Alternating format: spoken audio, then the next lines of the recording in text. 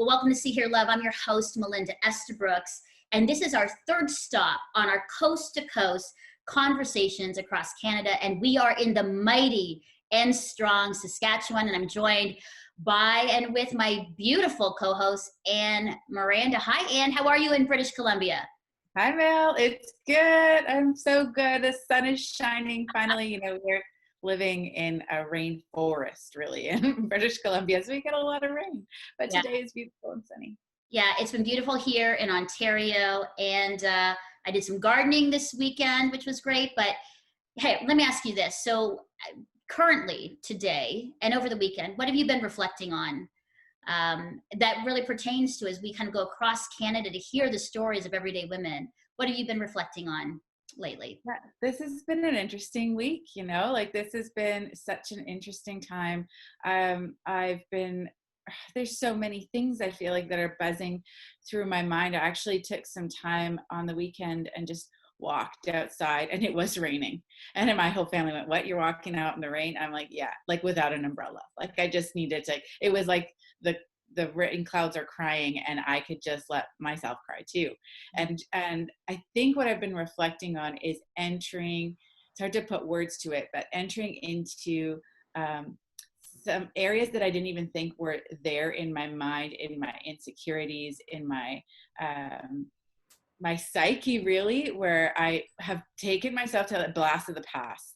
For me, working with multiculturalism and racism and inclusion, and this topic is a hot topic. It actually was a catalyst for me to work in government starting at 13 years old and in multiculturalism in BC. And I kind of remembered myself as this young teenager walking the streets of Vancouver with peaceful protests and this kind of thing. So I was sitting in this tension going, really, God, really, are we still here now? It felt like there's progress, but is there really progress? And so I think I've been reflecting on the tensions that are real. They're real. I have felt, and when I say gardening, the reason why I was gardening and I was learning how to do scootering with my 13-year-old daughter while my husband and my 15-year-old son skateboarded was because in those moments that I needed a bit of, hands in the dirt and screaming at the top of my lungs as I'm about to wipe out huge on the sidewalk. It was, I had to balance the tension and heaviness and the tiredness that I've been feeling in what's happening right now. And so I am so thankful that we have 4 amazing guests that are gonna be able to talk about, courage and inclusion. And it's so needed to hear in our country and in the world on how to make sense of it, what we're doing.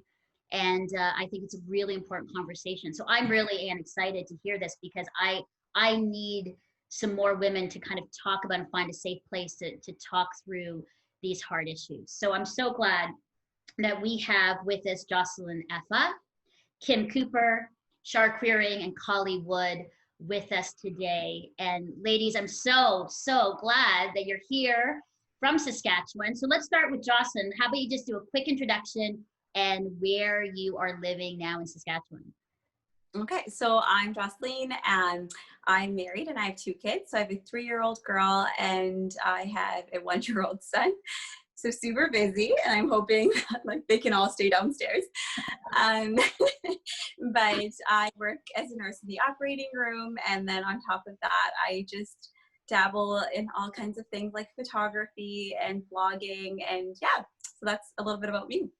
Wow, well, welcome, Joselyn. It's great to have you with us. Yes, and I am in Saskatoon. In Saskatoon. Okay, perfect. Yeah. All right, welcome. Well, Kim Cooper. Hi, Kim. Hello. Thanks for having me. Yes. Well, a little bit about you. Yeah. So my husband, Greg, and I live in Eston, Saskatchewan, a town of about 1,000 people. So small town, that's pretty much Saskatchewan for you. You've got a few big cities and then lots of little towns. We pastor here at our local church. I am a small business owner. I'm a hairstylist. So I am just getting back to work and opening up my studio again, which is fantastic. Everybody's very happy. And I also work for our denomination, our fellowship of churches, Apostolic Church of Pentecost. And so I am the next gen catalyst for them. So I work with young leaders across our nation, getting them engaged and equipped and released to find their full potential in leadership. So that's really fun. Amazing. I have 3 kids, 12, 10, and 6. Wow. Well, Kim, welcome. Glad to have you with us. Char Quiring, let's hear from you. How are you? I'm well, thank you. Thanks for having me. My kids are a little bit older. I've got 3 and they're all in their 20s and they're all married. So our family has expanded in the last few years. My husband has a business that I've helped him with over the years, but in the last 5 years, I've been the ministry leader of Sisterhood YXE here in Saskatoon. So something exciting and new, and yeah, just been stepping into that. So thank you for having me today. I'm excited to hear this conversation and learn from all of you. Yeah, me too. Thanks, Char. And finally, Kallie Wood. Welcome, Kallie. Hi, Melinda. Thanks for having me. Hi, Anne. How are you doing? Hey. I'm from Moose Jaw, Saskatchewan, and my home community is Carry the Kettle First Nation. And I'm really excited to be a part of this. I'm a sister, an aunt, a mother, a kukum, and a follower of Jesus Christ. And I'm very excited for the conversation that's going to happen here today. I do work for the government of Saskatchewan, and I also have my own company called Converging Pathways that is really about reconciliation and bringing Indigenous and non-Indigenous people together in a good way. So yeah, thanks for having me. Yeah, it's amazing. Well, before we get into our conversation, I wanted to give you an opportunity to show off your knowledge of your great province. And you're like, so I pulled up some really great Saskatchewan trivia. And if you know it, raise your hand. And if you don't, look away from the camera. No, I'm just kidding. It happened before. People kind of looked away, shifted their eyes. So here we go. Raise your hand and let me know if you know this. So question 1 about Saskatchewan. There is a lake in Saskatchewan where it is impossible to sink. It is so rich in minerals that people float. It is said that the lake is 3 times saltier than the Dead Sea, making it impossible, again, for a person to sink. What is the name of the lake? What? Oh, Char? I think I might know. Okay. Red Berry Lake? No. No, okay. Nope. It's a salt lake, so. Manitou Lake. Yes. Lake Manitou is the lake. And I didn't even know that. I actually want to go now. I'm like, oh, I don't have to go to the Dead Sea. I've been in the Dead Sea. But now I can just go to Saskatchewan and go to Lake Manitou and have the same experience. It's amazing. Lake Manitou. Okay, here we go. Second question. Saskatchewan produces over 54% of which crop grown in Canada? Oh, sorry. I do know this one, it's wheat. Yes, ding, ding, ding, ding, it's wheat. Other crops include, you guys are just full of great things here. Other crops that you do are canola, rye, oats, barley, and flaxseed. So, wow, I had no idea that all of that comes out of Saskatchewan, but you're right, 54% of the crop grown in Canada is wheat. Okay, amazing. Okay, next question. They are found in the northwest corner of Saskatchewan near the Northwest Territories and is the most northerly active sand dune formation in the world. What are these sand dunes called? Who knows it? The sand dunes that are the most northerly active sand dune formation in the world. Does anybody know the sand dune in Saskatchewan? And they look amazing. I actually want to like get not a towel, but something like slippery and like slide down. Anybody know the name of them? Okay. Anne, do you know from BC? Can I get a helpline? The chat I know. room is saying Sandhills. The chat room is saying Sandhills, but I don't know. Sandhills. Oh, sorry, Sandhills. Okay. They are called the Athabasca sand dunes, which look amazing. So, okay, there's a lot of great things in Saskatchewan. I'm like, I got to head over there and have some fun. Okay, next question. Here you go. There is a good chance the next time you are putting this on your hot dog or hamburger, it comes from Saskatchewan. Oh, Kim. Mustard. Woo! I had no idea. What's that? I think we produce about 90% of Canada's mustard. Yeah, I have 75%, but I'll give you 90. A production of mustard in Canada comes from Saskatchewan. Who knew? Amazing. Thank you for mustard, you guys. Like, we appreciate that. Okay, 2 more questions. There are more of these in Saskatchewan than in any other province in Canada. Oh, Kim. Lakes. Nope. Something else. There are more of these in Saskatchewan than in any other province in Canada. Anybody guessing? Okay. Okay. No guesses? The chat room guesses gophers. Gophers is close. Not really. Roads. According to Highways and Infrastructure, there are 26,000 kilometers of highways in your province, a total road surface of 160,000 kilometers, enough to circle the equator 4 times. You guys have a lot of roads. I had no idea. That's amazing. Okay, no idea. last one. I think you guys should get this one. Name the official flower of Saskatchewan. Oh, Kim? It's the wood lily, not the tiger lily, but the red wood lily. Redwood. Yeah, there's and Kallie, you have it too?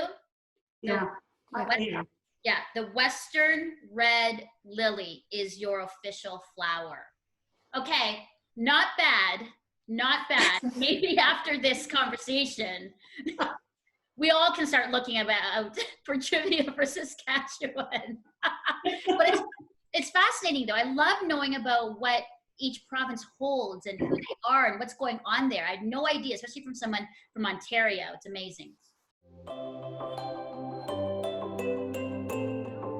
In that, I want to move to the first question for all of you.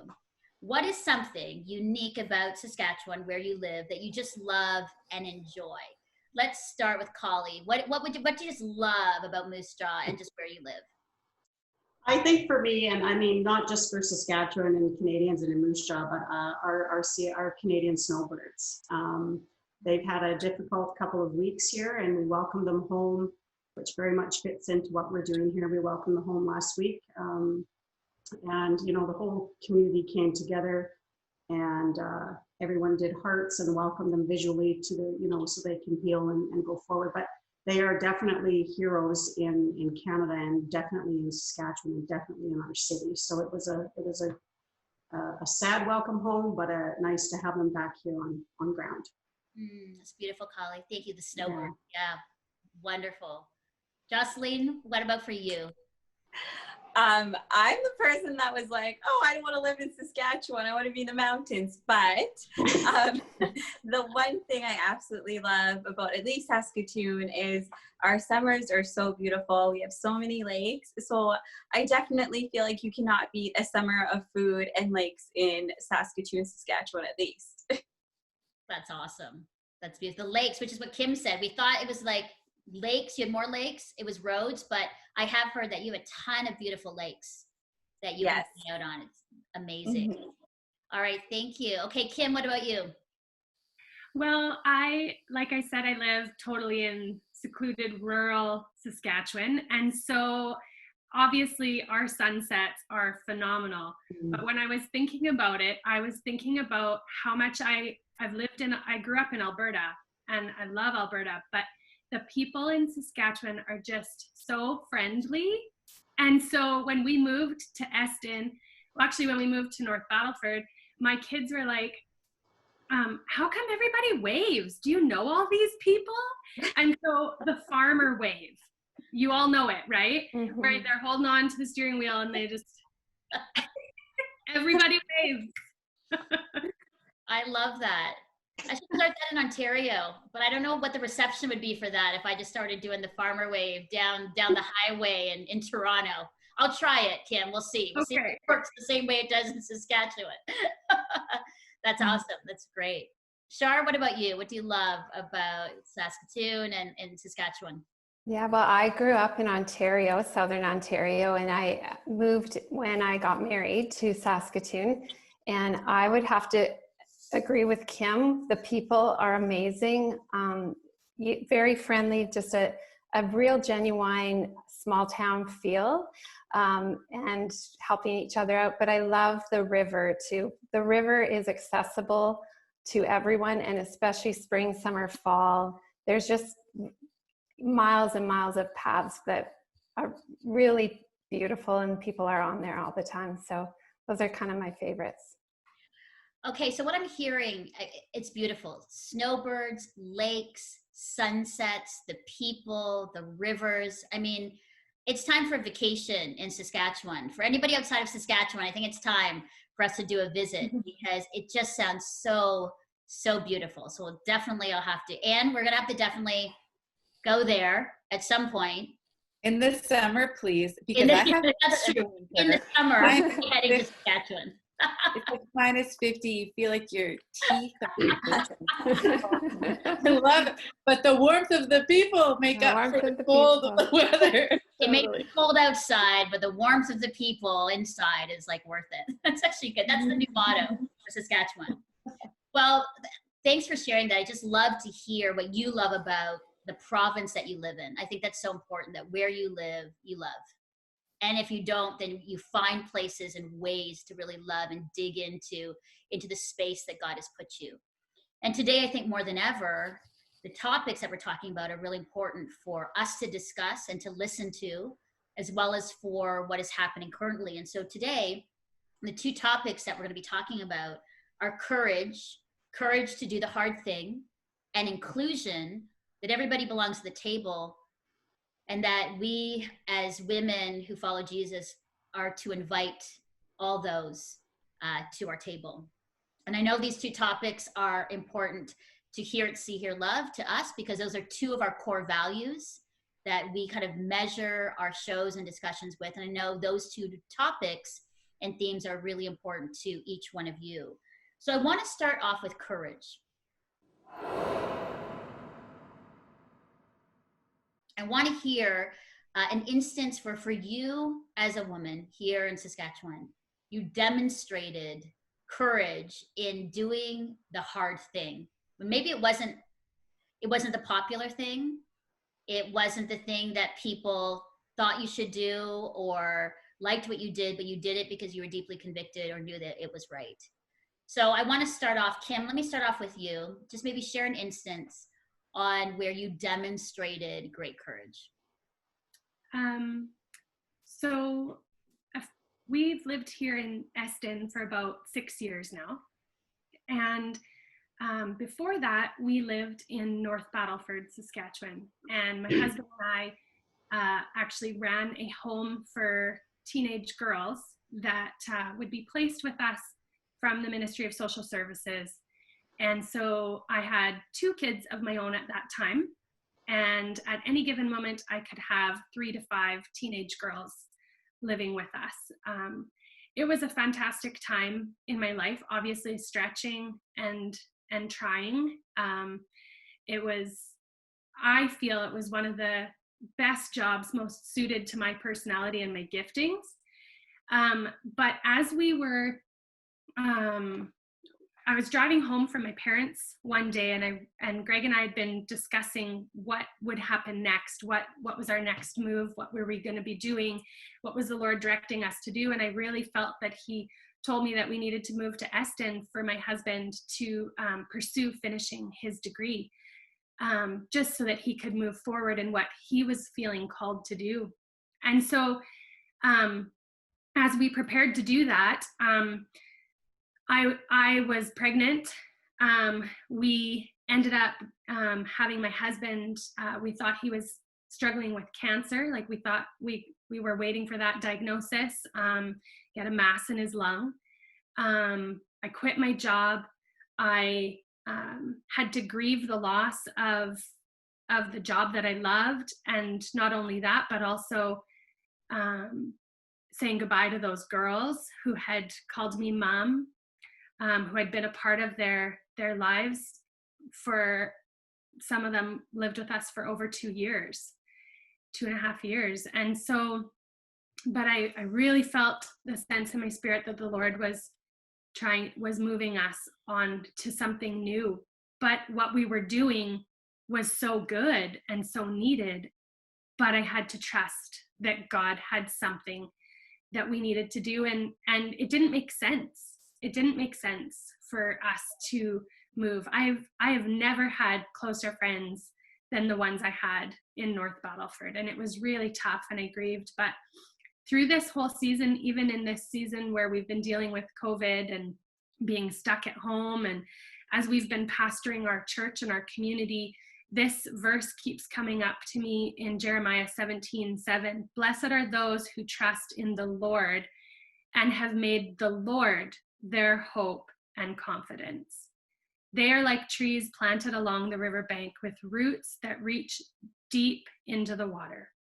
And these trees are not bothered by the heat or worried by the long months of drought. Their leaves stay green and they never stop producing fruit. And so I've just been really encouraged. And it seems as though each time that I need to make a decision, and it's the decision that doesn't make sense to the world, when I trust and I have my confidence in God and listen to what He's asking me to do, it's those times that I've had the greatest amount of stretching, growing, and the most amount of fruit. And so, that took a lot of confidence and a lot of guts, and it was not easy to leave what I was doing, but so grateful that we did, because we've had just such an awesome time here in Eston, and God is on the move. Yeah, good. Thank you for sharing that. Anne. Oh, Mel, this is, it's hard to be courageous, right? When things are going good and when things are like really difficult. And so, Joselyn, let's hear from you. What are some things that are just a short story, something where you had to be courageous? Yeah, so I was trying to think about it, and I was like, oh, I don't have like an interesting story or anything, super crazy. But Char was super helpful in helping me kind of find something. So something more recent for me was obviously being a nurse and having, I was on mat leave, and making that decision to go back to work during this time. Obviously, it wasn't something we made lightly, because going back to work might have meant not living with my family, leaving my kids. And, will my son remember me if I'm gone like a month at a time? He's so young. So my husband and I prayed about it. I spoke to family, and the one verse that my dad said to me was Psalms 91, and I just want to quickly read on it. It says, 1,000 may fall at your side, 10,000 at your right hand, but it will not come near you. You will only observe with your eyes and see the punishment of the wicked. And not that like COVID is a punishment, but just that whole entire chapter talking about just the shelter of God. And so I really felt at peace in making that decision to go, because I felt that no matter what, even if I were to get the virus, and God's will was that I wouldn't make it through the virus, that was His will. So yeah, it was a tough decision to make, but as a Christian, I felt it was the right thing to do, and I wanted to serve in that way, and also serve my family in that way financially. So yeah, it definitely took a lot of courage, and going into an unknown, and still an unknown, but yeah. Joselyn, I love how you're like, I didn't really have a story about courage. Like, I don't know. And then you're like, and we're all like, what? You're a nurse and you just stepped in to serve people during this like pandemic? It's like, that's huge. That's huge courage. Wow. And like I said to my husband, I still feel silly saying that, because Saskatchewan, like I'm sure you've seen the numbers, isn't struggling with as bad as other places.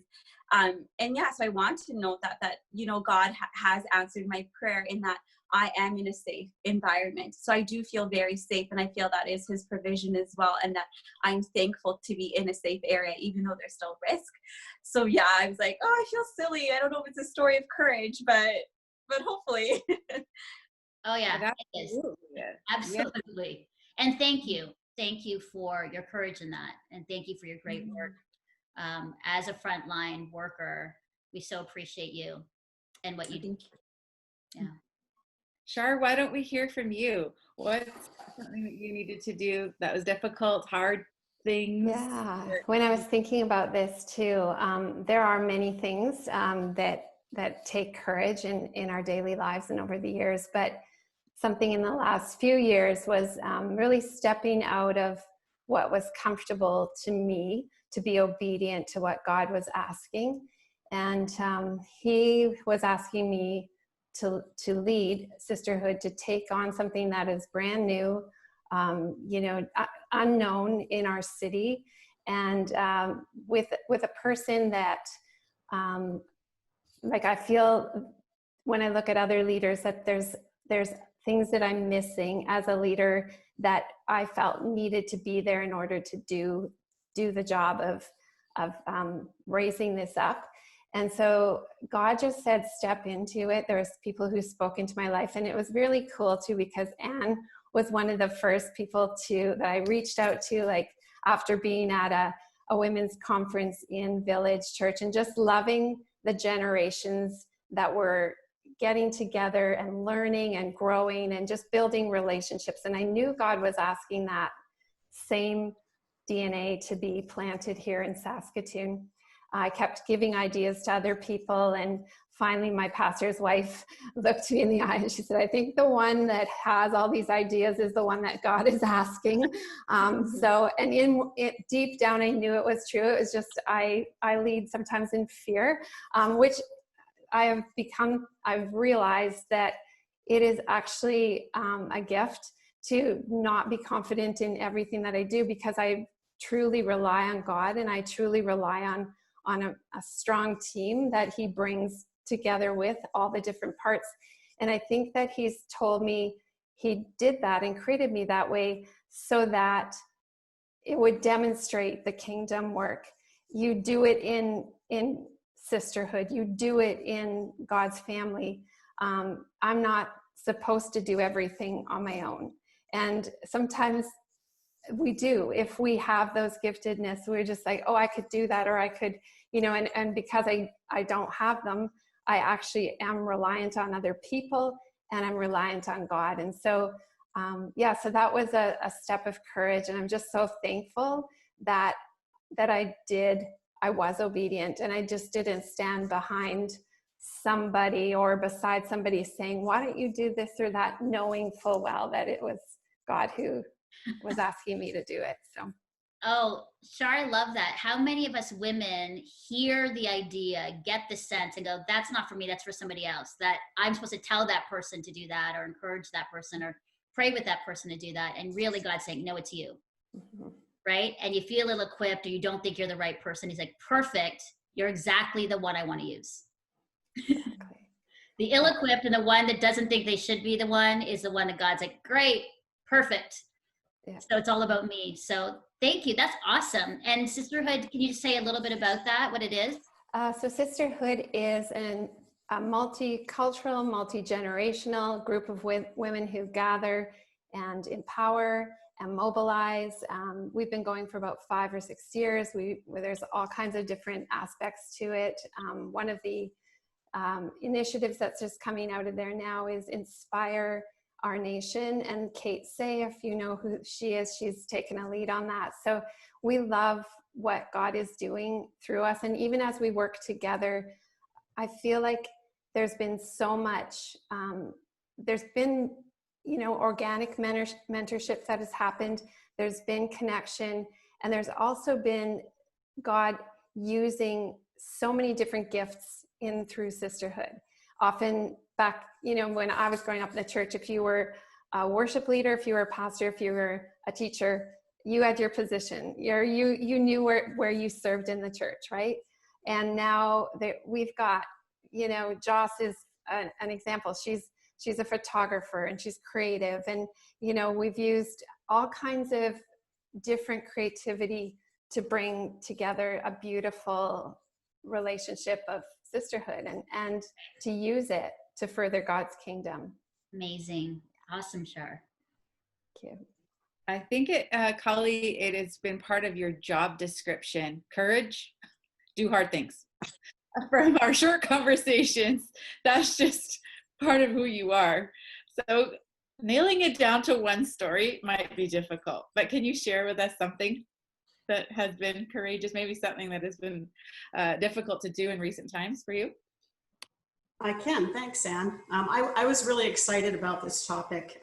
Courage is one of our 7 grandfather teachings in our First Nation culture. And so, you know, the animal that goes along with courage is the bear. And the bear has strength and natural ability to overcome challenges. So when you see a mother bear that is approached by another bear or another animal, they're very protective. And so in comes that word mama bear, right? And so I think for myself, trying to lead with strength, resiliency, and to overcome any fears that I have sometimes is difficult.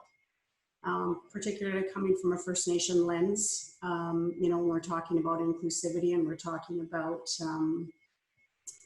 racism and marginalization and those sorts of topics, it can be difficult at times, particularly when you're a woman as well. So being courageous sometimes is hard.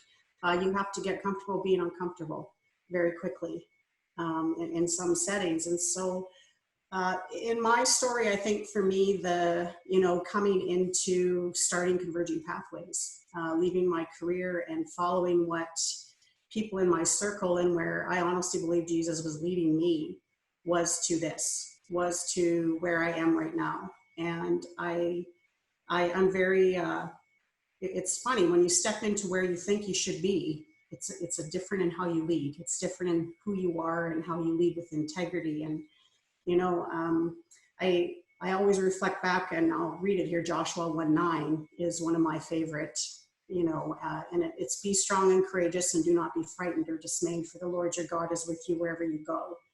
And I truly believe that with my story, and I almost sometimes feel I'm a stranger in my own story when I share it, and Converging Pathways has allowed me and Chris, who I partner with in this company, we really have stepped into our stories. And I think that's courageous. That's sometimes hard to go back and go through, and you know, whatever your history is, and talking about it and sharing, and so yeah, I was excited for courage for the topic, because I think, you know, the stories that everyone has shared here, it's huge.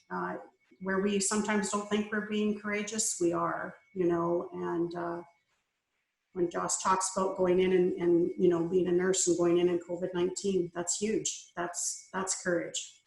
Yeah. So. Wow. You know, and as I'm listening to them, I mean, thank you, Kim, Kallie, Char, and Joselyn. I mean, it's all things that make us uncomfortable. It's a hard thing to do. It's leaving comfort.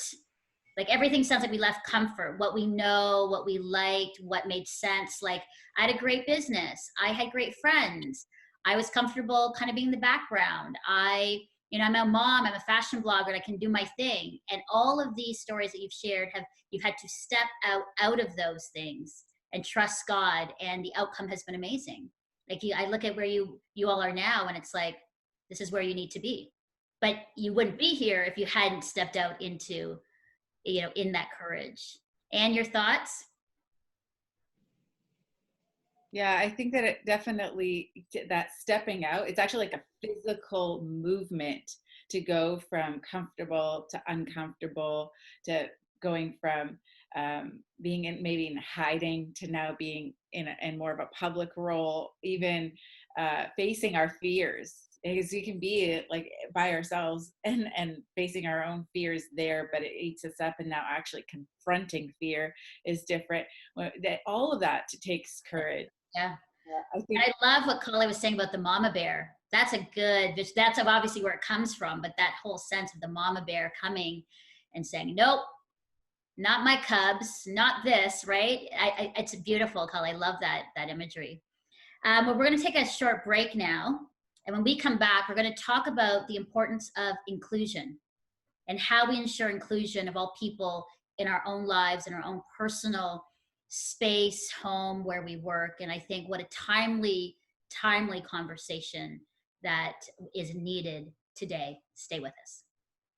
Hi, I'm Melinda, host and executive producer of See Hear Love, and I hope you are enjoying our conversation today. Well, you may not realize that See Hear Love is made possible by the support of viewers and listeners like you. So would you please consider becoming a monthly donor?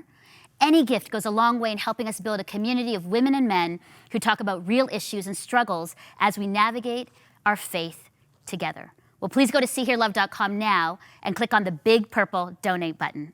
Thanks so much. Start your week off with me in your inbox. Sign up for our weekly newsletter today for exclusive content of See Hear Love, blogs, behind-the-scenes footage, and access to giveaways you'll love. Sign up today and let's start our week together. You know, Anne, as I was thinking about this next discussion piece, inclusion, it was in the midst of what was happening. It was sort of just before the murder of George Floyd, and now we sit in this place, and it's like, this is a timely discussion. And as women who follow Jesus, as women who have platform or have influence at our home with our kids, in our churches, and where we do ministry, this is a very, very important conversation that needs to be talked about. And we need to listen, and we need to learn, and then we need to take some action. So I'm excited to be in a very learning posture right now to listen to our guests as they share about inclusion and why it's important. Well, Mel, I think it's so interesting because this is, yes, very timely. God put this topic on your heart way before all of this was hitting the news. Yeah. And, you know, as people that are in Canada, as women, we're having these everyday conversations. What do we think about this topic of inclusion, which simply means being included, right? It's our human nature to want to belong and be included. Even when God calls us, he's like, you are chosen, you are mine, you belong to me. It's his nature, but we're broken people and we mess it up on this planet so badly. And so I'd love to hear from our guests. Joselyn, what is kind of your perspective on inclusion? I know this is a tender topic. We're all coming really vulnerable right now to one another and saying, hey, these are my thoughts. These are my opinions. This is where I stand right now. So what are the kind of the importance? How do people ensure inclusion? What are your thoughts on this? It's a wide, grand topic. Yeah, I was talking to my husband. I was like, I really don't know how to answer this. Like, and even as I sit here, I did have an answer prepared, but then as I thought about it, I think of a good one. So I was born in Rwanda, and I think a lot of people do know about the genocide. And so obviously it was between two different tribes. And so I grew up moving around a lot and have experienced a lot of racism in my life and not being included. But the one thing that I always saw in my parents was that, like, the biggest thing for my parents was like to find a community of Christians. They didn't care whether you were black, white, or whatever you were. They didn't name people by colors. It was, you just find a community of godly people and that will be your family. So I grew up in that kind of sense, and having instances of not being included, I think it made me love on people more, because I would never want anyone to have that feeling of not feeling wanted. And so I think if we could put ourselves in a position of feeling that feeling of not feeling wanted or not being good enough and thinking, I don't want that for my neighbor, I think we would be able to love on each other a little bit better. So I think that would be my story of inclusion, is that I don't want anyone to feel that. And because I don't want anyone to feel that, I can include and love and not see color, not see anyone by social status or anything like that, because all of it can be taken away from you in an instance, like it was taken away from us. So yeah. Joselyn, I just have a question. As a mom, what are your thoughts in this current situation? As you look at the news, as you see mamas on the streets and the pain of losing their sons and daughters, what are your thoughts? I think it's really, really sad. And I think, like, my husband and I were talking about it, and I'm like, I don't want people to focus on the United States. Like, we are in Canada and this is happening here. Like, our Aboriginal people, that I would say that's our equivalent. And I think genuinely my heart goes out to what's happening in the States, but I'm like, let's not forget what's happening here, because I think when I see it, obviously it makes me scared for my children, because I can't imagine a mom losing their child or watching your child be knelt on until they pass. So it is very scary, but I'm like, let's bring that here. let's make sure that people know that that is happening here. There are moms crying for their children here. Like that is happening, and let's focus on that issue too. And let's not that be an aside and act like, oh, that's something that's happening elsewhere. It is happening here. Mm-hmm. Mm-hmm. Kim, what are your thoughts as you have been very intentional to empower the next generation? And so with that posture, what are some things that you have been doing to ensure inclusivity? Yeah, well, a friend posted, and maybe you guys have seen this, racism isn't a new thing. It's just getting videoed. And it's not a new thing. My husband and I have been leading our church through a study in Ephesians, and even just talking about the Jews and the Gentiles, and how God wants us to be one people, and he doesn't want, there's no favoritism in the kingdom. And we've been studying through that, and it's not a new thing. My mother and father-in-law, my father-in-law is Black and my mother-in-law is white. They struggled through that. This isn't new, but we have the opportunity to look at what's happening right now. It's being put in our face, and we need to do something about it, something different. If we keep doing the same thing we've always done, we'll get the same result. So what do we do right now? I think a good friend just posted a video this morning, and she was talking about how she needed to actually look at what her thought life was really like, because when she looked at her feelings on race and on equality, she thought, well, I don't have any biases. But then as she walked through that and started talking to people, she realized how many biases she does have. And, Greg and I, when we ran the girls' home, we had a number of First Nation girls that lived with us in that time. And it was tough to see the things that they had to go through. And it broke our heart. I'm part First Nation as well, but I don't look it. And therefore I get treated differently than they did. And some of them, I'm more than they are. And it's just because the color of our skin. And so I think the challenges that we're doing, the next generation, we need to work towards training our children and that next generation to make those changes, to really look at our own hearts and minds and to adjust, change that perspective, because God wants us to be one people. Yeah. Kim, you bring up a good point in that is the unconscious bias, where that if we looked at ourselves and really had a hard look, how many of us have those? And what I've been hearing too, even online, is recovering racist.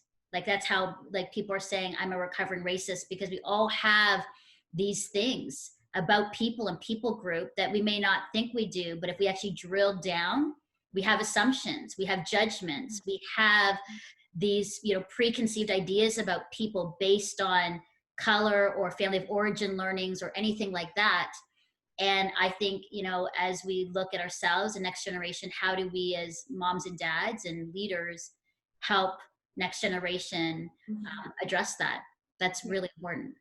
Yeah, it's good. Thank you. Char, you have been super intentional in being inclusive. I've been in your space with your women. They're incredible.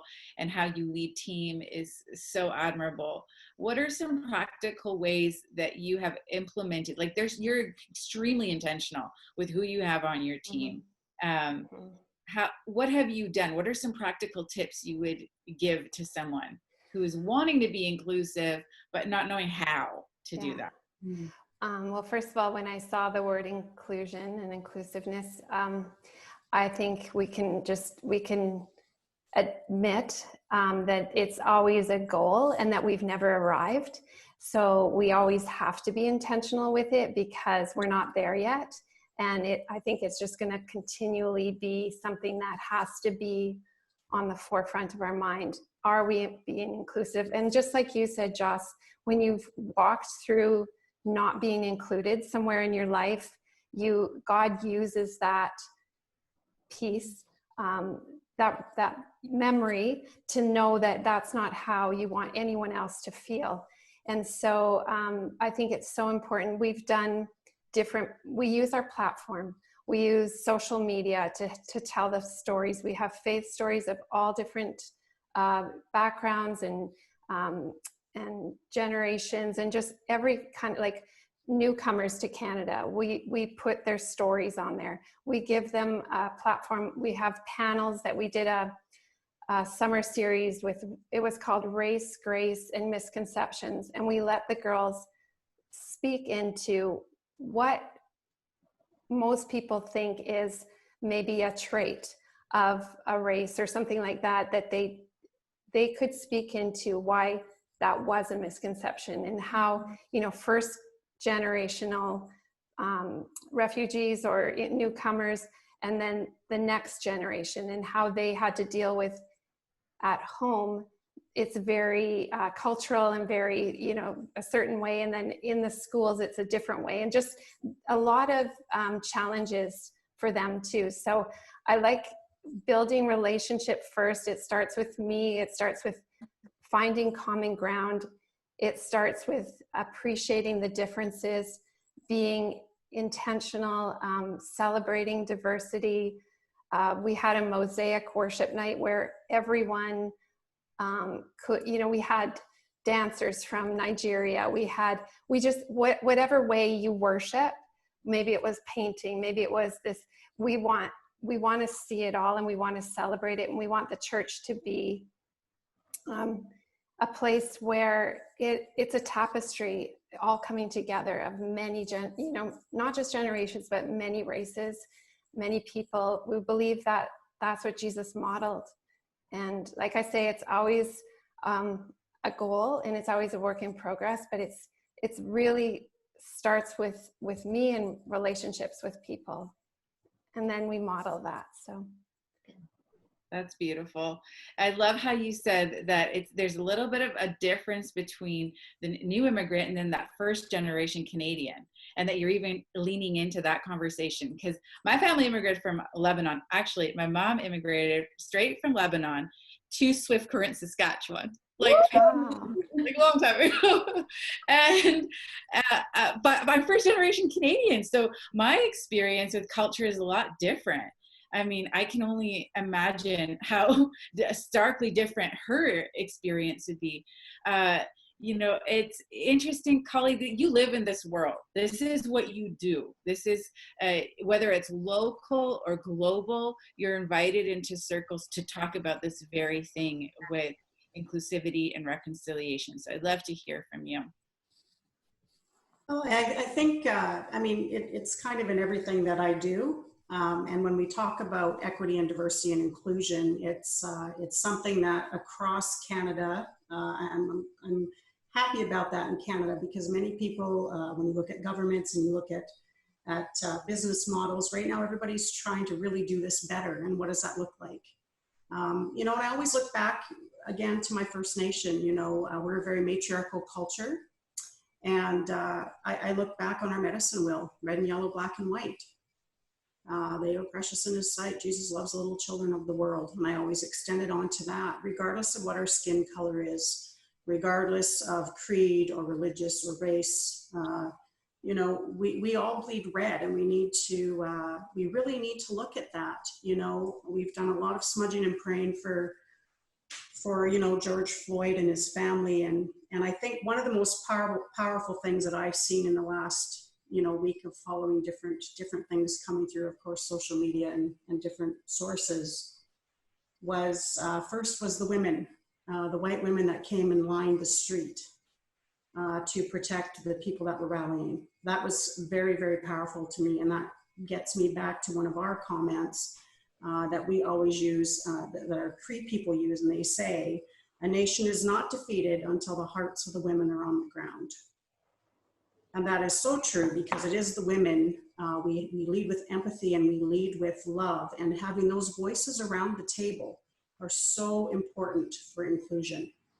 And, the other powerful one for me was, our frontline police officers bending down on one knee in front of all of the people rallying. They're asking for forgiveness. One person does not speak for all. Their actions are not accountable to all. And we have to come to that. We need to bring all the voices around the table to figure this out together. And unfortunately, that hasn't been. And so when you see companies and organizations and nonprofit everybody trying to do this better, there's hope. It gives me a lot of hope. I'm encouraged by it. When I'll use, and I'm going to look here what I have, Matthew 25 verses 31 to 44, the parable of the sheep and the goats. It doesn't go by you're black, you're white, you're yellow, you're red. It goes by the sheep and the goats. Who's doing well, who's doing good, and who's, so I use that a lot when we're speaking. And when I look at what we do with Reconciliation Canada, one of our words that we always use is Namwayut. And Namwayut means we are all one. So it's important, and we have to get there. And so, yeah, that's kind of what I have to add. Kallie, thank you. And thank you, Kim and Char and Joselyn. I think this is just the start of a conversation. I think growing up in Canada, coming here when I was 13, and I've shared this story about the first time I ever feeling racism, that people judged me and made assumptions about me based on my skin color. As a Filipino woman, that Canadians at that time made assumptions about me, about just how I looked. And living overseas, I'd never experienced that before, because I lived in an international kind of community where everybody was sort of from Kuwait and Dubai and Malaysia and Australia and Europe, and nobody even thought about color. And then I came here. Really hard. But I will say, for inclusion, I really believe that where I am today with the opportunities I've been given has been because people said, I'm including you, Melinda. You are a woman, you are young, you're Filipino, but I'm including you because your voice matters.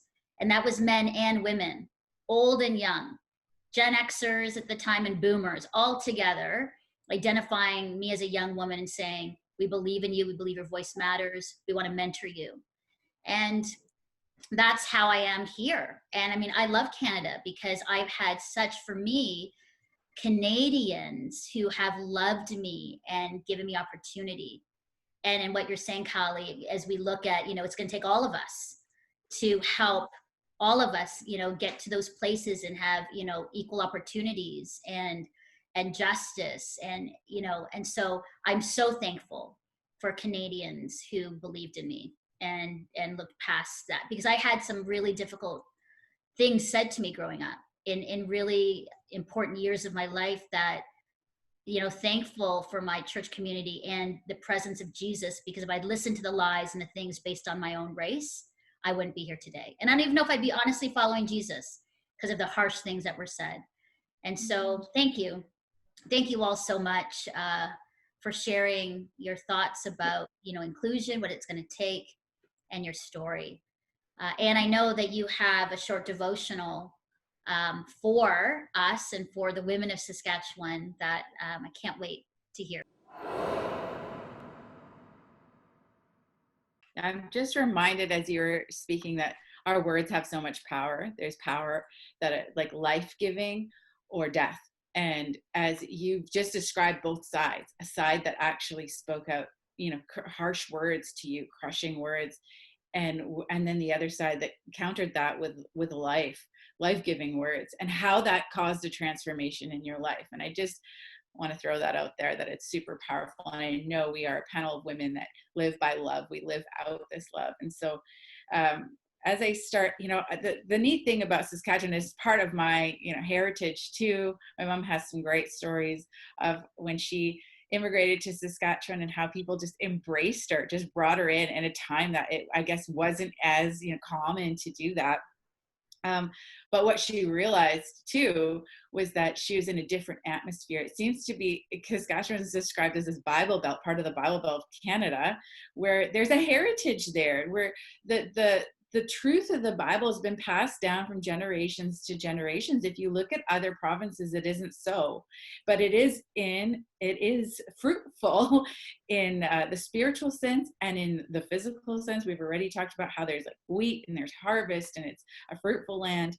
The thing that I noticed when I went to Saskatchewan was that there's this prairie culture, even the farmer wave, like that is so sweet. It's this hospitable culture that is there, that you're known by love and care and truly carriers of peace. And so the devotion that I want to just land on is in 1 Peter, actually, chapter 1, verse 2b. Don't you love how the Bible does? That's like the second part of the same little tiny verse. And he actually he says here, may grace and peace be multiplied to you. And that sentence is being spoken over a people that are hurting. They're in trials. They're being persecuted. They're all over the land. There's racial, tension. There's so much persecution that is going on. But what Peter comes to say to encourage believers is actually to inject courage and inclusivity, saying, you here, this is my mandate, is that you know that you have this identity, that you belong to God. You are included. You belong here. He sees you. And so these believers are so deep rooted in the love of Christ, and he keeps nailing this over and over. I love studying 1 Peter. It's one of my favorite books. But in order to understand and to receive the grace and the peace and that multiplication of grace and peace, he actually lands them on his foundation in verse 3 and 4, saying, you are born to a living hope. And that's what I want to remind us truly today, is that we have this living hope, this inheritance in heaven, where we can access peace and then we can give it away. And so the beautiful part of this book that I love so much is he starts off talking about how peace is multiplied through believers in Christ, and he ends off in the same way, saying, hey, you know what? I've given you this peace and now you give it away. And Saskatchewan, you're so awesome at doing this. And I believe that the rest of the nation is learning how to do this well. Wow, it's good. Thank you, Anne. Well, I want to end with some takeaways from our guests. And Kallie, I want to start with you. A takeaway to the women of Saskatchewan, or to the women in Canada, as we just finished talking about courage and inclusion. What would be your takeaway for them today? I would just say, what we talked about in the beginning was just don't let fear stand in the way. You got to step out, and like I had said, that we use all the time, is get comfortable being uncomfortable and move ahead and go where you feel led. And I know that's not always easy to do. So, yeah. That's great. Go where you feel led. That's powerful. Thank you, Kallie. Joselyn, your takeaway? I mean, I guess it's so simple. It's love your neighbors, you love yourself, because I think when we can learn to love others, we can be courageous in standing up for them. And I just think that's pretty much what I would say. Love your neighbor as yourself. Powerful. Thank you, Joselyn. Char? Yeah, I would say that not to let your perceived inadequacies keep you from doing where God is asking you to step and be obedient, and he will go with you. If he's asked you to do something, he'll equip you, he'll empower you, he'll bring the right people. And yeah, there's a lot of women out there who have things on their hearts that God is asking them to do and move into courageously. So I would say, do it and you will just be blessed. Thank you, Char. And Kim? Wow, like what a time we have been in this last couple of months. And I just think, there was the closing down and that calm before the storm. And all of a sudden, just we've seen such a storm erupt. And so I think my encouragement to women across Saskatchewan and across our nation is that just like the virus needs a host to be spread, so does hope. And we need to be a host of hope across our country. And that is going to take courage and bravery to step up, to do the right thing, to take the risk, to fight for what's right, and to fight for our neighbor, and to love them, and to to really spread that hope. And I think, especially as we're moving into opening up things, this is going to look different, and we need to hold on to the things that God has been speaking to us about. And that's something I'm really, really trying to do as life's going to get busy again, remembering those things that the Lord challenged me on in this season, and that I would not lose that, but that He would continue a great work in each of our lives, that we would move forward in courage and bravery. Amazing. Thank you, Kim. Well, thank you, Joselyn, Char, Kallie, Kim, for your thoughts, for being a guest on See Hear Love, and just for your courage and your commitment for inclusion in your lives. And thank you, as always, Anne, for being such an amazing co-host and Bible teacher with us. Well, I want to close with this. The motto for Saskatchewan is "From many people's strength." And it expresses your multicultural heritage and the contribution of the First Nations and Métis cultures, and your key role, Saskatchewan, in immigration. 9,000 immigrants coming to your great province every year. And when I think of from many people's strength, from your strength, Kim, and your courage, Kallie, and your faith, Char, and your resilience, Joselyn, I can't help but think that together, as I look at you strong women in Saskatchewan, that we can work towards ending systemic racism and injustice and senseless killings and hatred for our Indigenous women and people, and for those that have different color skin. I am encouraged and thankful for you. And I love that motto, "From many people's strength," because from many people's strength, we can then move towards peace and inclusion and equal opportunity for all people. And we can love in the way that Jesus has shown us how to love all people, and loved by dying for us, for laying His life down for us. And so I'm thankful for you women. I'm so thankful that you're committed to courage and inclusion. And I thank you for this great province of Saskatchewan with this motto, "From many people's strength, we can. We can do the hard thing. We can invite everybody to the table." So for more on our guests, you viewers and listeners, please go to seehearlove.com for resources, bios, and other information about the show. And always know, as we end every show, no matter the color of your skin, your past and present experiences, regrets, or circumstances, you are seen, heard, and deeply loved by God. Bye-bye.